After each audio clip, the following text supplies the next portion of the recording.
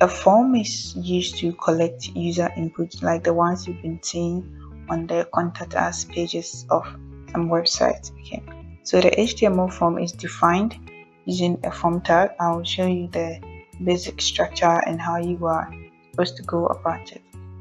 First of all, HTML form is defined using the form tag. First, you write form,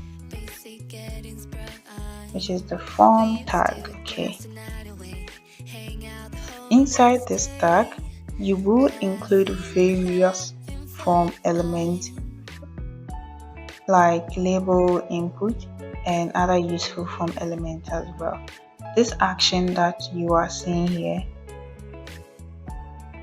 it specifies where to send the form data when the form is submitted.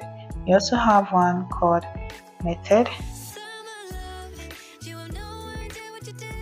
Okay, and then inside this form element we have label, and the label provides a label for the form element to make them more accessible. There's also input. The input is like the most common form of element.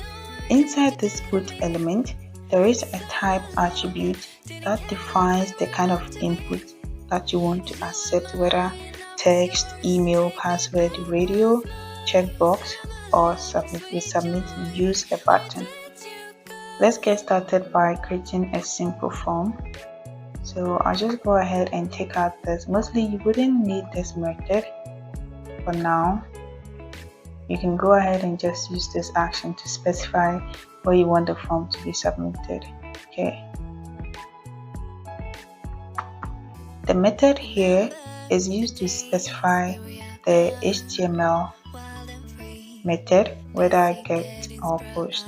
As label, right? So we say first name, then we include our input. The type is text. We can say that the type should be an email if you want an email address, or the type should be a password if you want a password. Last name, we'll have our input, which will be text as well.